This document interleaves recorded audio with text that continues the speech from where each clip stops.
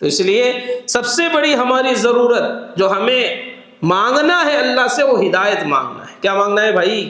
ہاں، ہدایت مانگنا ہے۔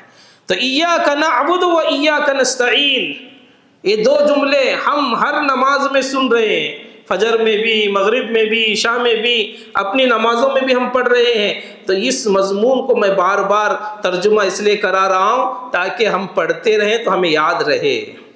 ایاک نعبد، اے اللہ ہم تیری ہی عبادت کرتے ہیں، تیرے ہی لیے خالص عبادت کرتے ہیں، تیرے علاوہ کسی کے سامنے یہ سر جھکے گا نہیں۔ سر کٹ سکتا ہے لیکن کسی غیر کے سامنے جھک نہیں سکتا۔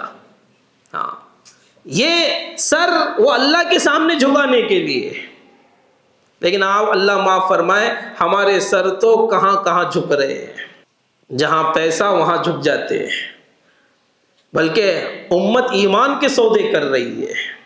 ہاں، نہیں، بڑی اللہ نے چیز دی ہے، تو یہ کسی کے سامنے جھکانے کے لیے نہیں ہے، یہ اللہ کے سامنے جھکانے کے لیے ہے۔